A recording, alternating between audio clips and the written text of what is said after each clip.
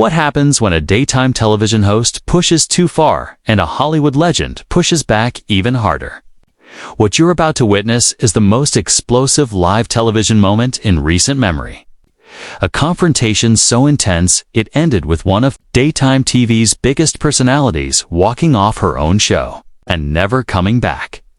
This is the story of how Joy Behar's career at The View came to a shocking end during what was supposed to be a routine celebrity interview.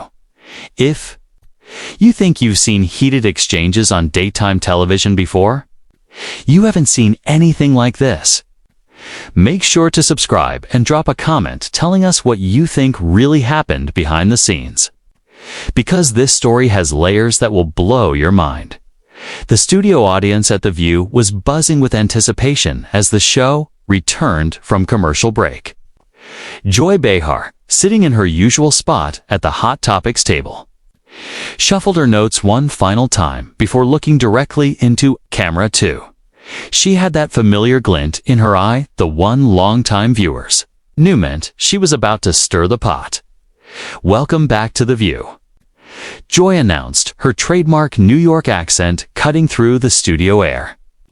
"We're here with Academy Award winner Kevin Spacey, who's joining us to discuss his upcoming independent film project. Kevin, thank you for being here." Kevin Spacey, impeccably dressed in a charcoal gray suit, sat across from the panel with his hands folded calmly in his lap. His expression was polite, but guarded the kind of carefully controlled demeanor that had served him well throughout his decades in Hollywood. "Thank you for having me, Joy," Kevin replied, his voice smooth and measured. "It's always interesting to be on live television." The word interesting seemed to hang in the air for a moment longer than necessary.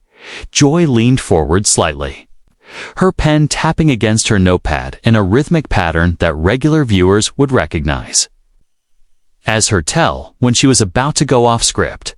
"You know, Kevin, I have to ask," Joy began, her voice taking on that particular tone she used when she was about to make things uncomfortable. "There's been a lot of talk about accountability in Hollywood lately.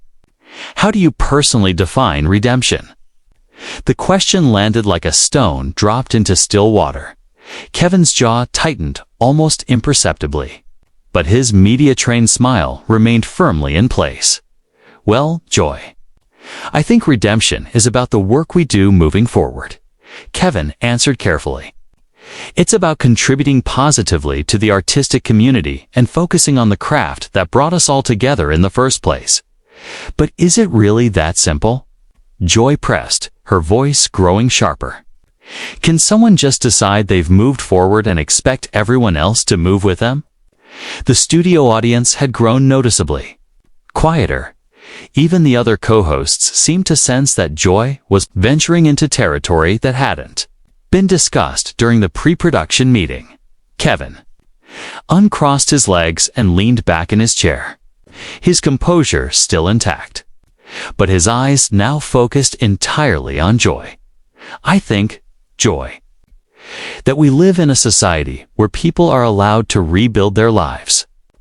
That's what I'm doing, focusing on my work and the projects that matter to me. But what about the people who can't just rebuild?" Joy shot back, her voice rising slightly. "What about the people whose lives were affected by actions that some people in this industry have taken? Don't they deserve more than just someone saying they're focusing on their craft?" The tension in the studio was becoming palpable. Camera operators exchanged glances, and the show's producer could be seen frantically gesturing from the control booth.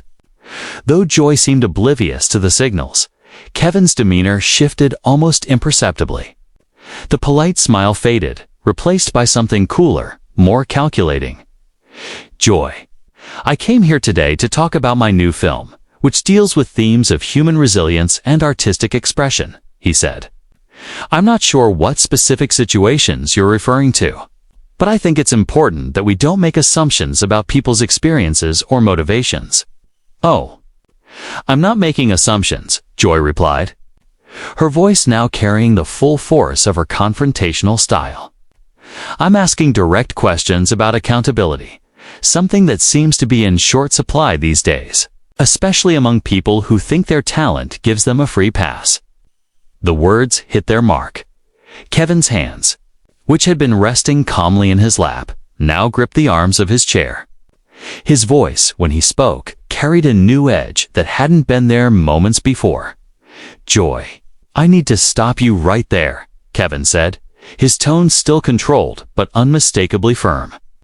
"You're making some very serious implications on live television.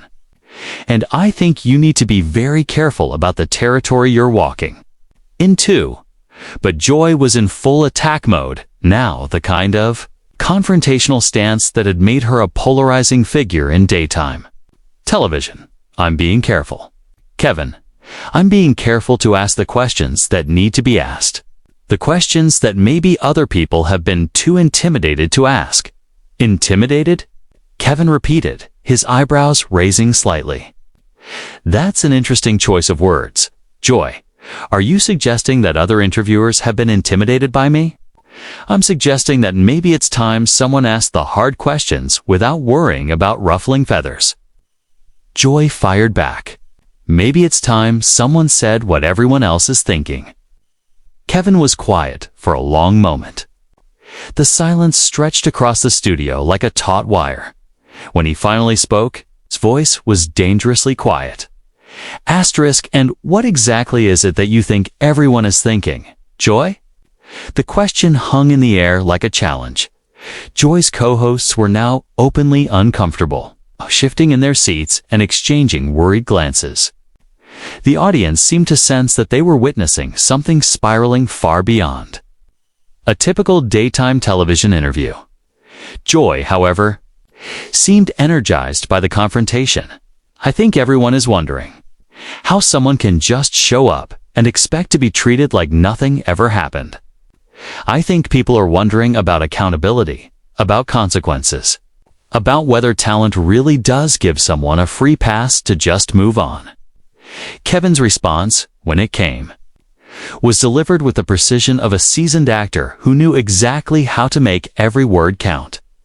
"Joy, let me ask you something," Kevin said, his voice now carrying a subtle but unmistakable threat. "Do you really want to continue down this path on live television? Because once we go there, we can't go back, and I'm not sure you're prepared for where this conversation might lead." The threat in Kevin's voice was unmistakable. But Joy Behar had built her career on not backing down from confrontation. If anything, his warning seemed to fuel her determination to push even harder. "Are you threatening me, Kevin?" Joy asked, her voice cutting through the studio tension like a blade. "Because if you are, I think our viewers deserve to know exactly what kind of person they're dealing with." Kevin's laugh was soft but completely devoid of humor. "Threatening you, Joy? I'm trying to save you from yourself.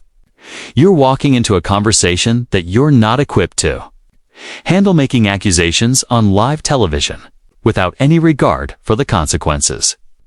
The only consequences I'm worried about are the ones that happen when people don't." "Speak the truth," Joy shot back, leaning forward in her chair. "And the truth is that some people think they can just rehabilitate their image with a few interviews and expect everyone to forget what happened." "What exactly do you think happened, Joy?" Kevin asked, his voice dropping to an almost conversational tone that somehow made his words more menacing. "Because I'm very curious to hear what version of events you think you know." Joy's co-hosts were now openly trying to intervene. Whoopi could be seen making subtle hand gestures, signaling Joy to pull back. But Joy was completely focused on Kevin, as if the rest of the studio had disappeared. "I think what happened is that powerful people got away with things they shouldn't have gotten away with," Joy said, her voice rising with each word. "And I think some of those people are now trying to pretend it never happened." Kevin was silent for a long moment, studying Joy with the intensity of someone calculating his next move. When he spoke, his voice carried the kind of quiet authority that had made him one of Hollywood's most compelling villains. "Joy, you're making a very serious mistake right now," Kevin said slowly. "You're confusing having a television show with having actual power. You're confusing being loud with being right, and you're about to learn the difference. Is that another threat? Joy demanded, her voice now loud enough to echo slightly in the studio. Because I've been threatened by better people than you, and I'm still here. No, Joy, it's not a threat, Kevin replied, his composure never wavering. It's a promise. You want to play this game? Let's play, but let's make sure we're both clear on the rules. The studio had fallen completely silent, except for the low hum of the cameras. Even the crew members had stopped moving, sensing they were witnessing something unprecedented. What rules? Joy asked, though, for the first time since the conversation began. There was a slight tremor in her voice. Kevin smiled, but it was the kind of smile that belonged in a thriller movie. The rules are simple. Joy, you want to talk about accountability. Let's talk about your accountability. You want to discuss people's past actions? Kevin said. Let's discuss yours. My past actions. Joy laughed, but the sound was forced. What are you talking about? I'm talking about the fact that you've built your entire career on attacking people who can't fight back, Kevin said, his voice gaining momentum. I'm talking about the countless guests who've sat in that chair while you ambushed them with questions they weren't prepared for, accusations they couldn't defend against on live television. A tease. Face began to flush red. That's called journalism. Kevin, that's called asking the tough questions. No, Joy, Kevin replied, his voice now carrying the full force of his theatrical training. That's called being a bully with a microphone. And the difference between us is that I'm not going to sit here and let you do it to me. You can't intimidate me, Joy said, though her voice was noticeably less steady than it had been moments before. I'm not trying to intimidate you, Kevin said calmly. I'm simply pointing out that if you want to have a conversation about people's behavior, we should have an honest one. And honestly, Joy, your behavior over the years has been far more destructive than anything I've ever been accused of. The accusation hit Joy like a physical blow. Her mouth opened and closed several times before she found her voice again. How dare you? She managed. How dare you sit there and try to turn this around on me? I'm not turning anything around, Kevin replied smoothly. I'm responding to your questions with questions of my own. You asked about accountability, I'm asking about yours. You asked about consequences, I'm asking about the consequences of your actions over the years. Joy was gripping the edge of the table so tightly her knuckles had turned white. My actions. I've spent my career speaking truth to power. Your actions, Kevin repeated, his voice growing more forceful. The guests you've destroyed with your ambush tactics. The careers you've damaged with reckless accusations. The people who've left this studio feeling humiliated and violated because you thought it made for good television. That's not. Joy started, but Kevin cut her off. The young actors who came on this show to promote their first films and left feeling attacked, he continued, his voice building like a prosecutor's closing argument.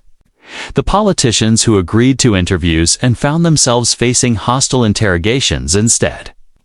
The authors, the musicians, the directors who trusted this show and found themselves subjected to your particular brand of character assassination. Joy was now visibly shaken. Her usual confidence completely eroded. You don't know what you're talking about. I know exactly what I'm talking about, Kevin said, leaning forward. I know because I've spoken to some of those people. Joy, I know because the entertainment industry is smaller than you think canned people talk. They talk about the fear they feel when they're booked on this show. They talk about the anxiety of knowing they might be on the receiving end of one of your ambush interviews. That's Joy began, her voice cracking. That's what? Joy, Kevin pressed. That's not true. I can give you names if you'd like, he continued. I can tell you about the young actress who had a panic attack in your green room after you spent 10 Minutes attacking her personal life instead of discussing her work. I can tell you about the musician who still won't do television interviews because of how you treated him on this show. Joy's face drained of color. Her hands trembled slightly. The other co-hosts glanced between Joy and the control booth, clearly desperate for someone to intervene. "You're lying," Joy said, but her voice was barely above a whisper. "Am I?" Kevin asked, his voice now deadly quiet. Because here's the thing about accountability. Joy, it works both ways. You want to hold other people accountable for their actions? Then you need to be held accountable for yours. And your actions over the years have been consistently cruel, consistently destructive, and consistently protected by the shield of this television show.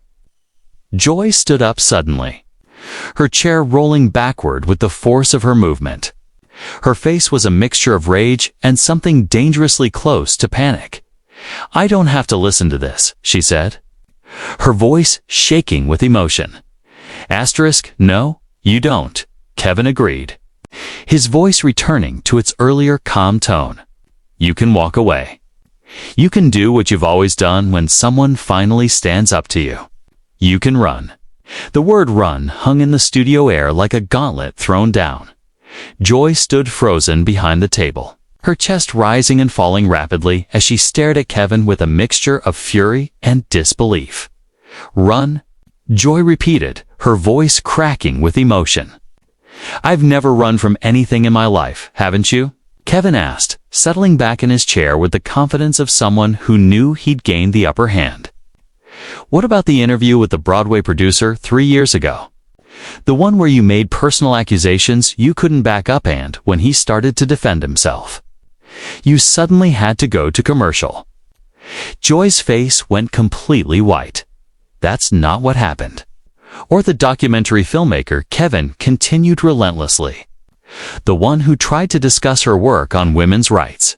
But you spent the entire interview attacking her personal relationships instead. And when she pushed back, you suddenly developed technical difficulties." "Stop it," Joy whispered. But Kevin was nowhere near finished. "The environmental activist who came here to discuss climate change, but left after you spent 15 minutes grilling him about his divorce," Kevin went on, his voice gaining momentum like a freight train. "The cookbook author who broke down crying on live television.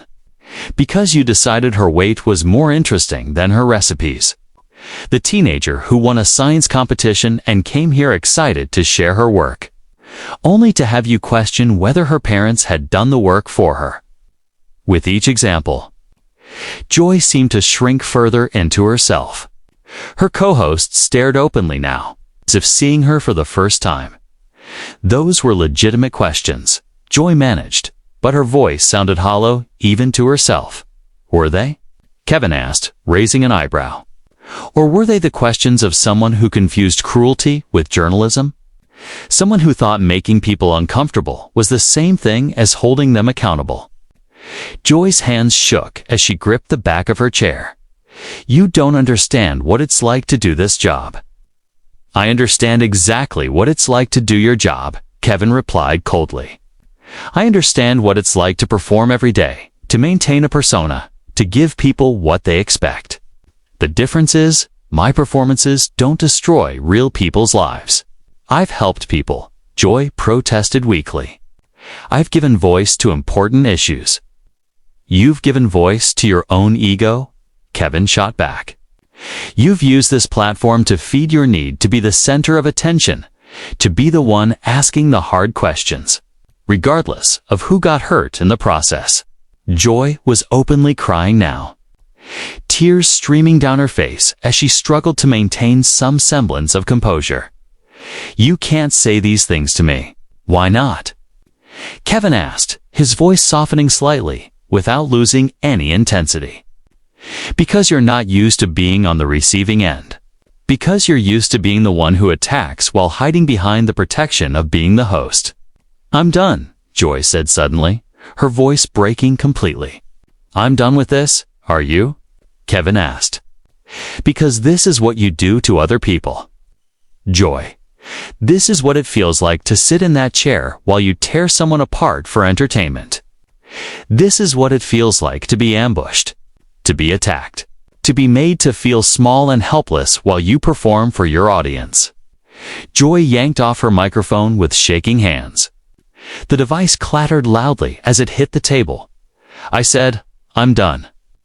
"And that's your choice," Kevin said calmly. Just like it was their choice to leave, to walk away, to refuse to come back on television because of how you treated them.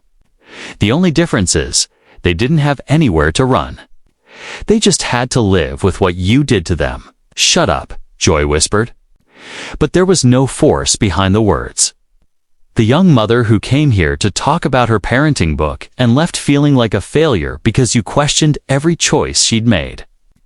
Kevin continued inexorably. The war veteran who wanted to discuss PTSD awareness, but ended up being grilled about his personal struggles instead of his advocacy. The small business owner who came here proud of her success and left, feeling like a fraud because you suggested she didn't deserve it. Joy backed away from the table, her face streaked with tears and mascara. "Stop it. Just stop it." The high school teacher who won a national award and came here excited to talk about education only to have you spend the entire segment questioning her methods. Kevin went on, his voice unwavering. The cancer survivor who wanted to share a story of hope, but left feeling like her experience had been trivialized because you were more interested in the dramatic details than the message of resilience. "Helped those people," Joy sobbed. "I gave them a platform. You used those people," Kevin corrected firmly.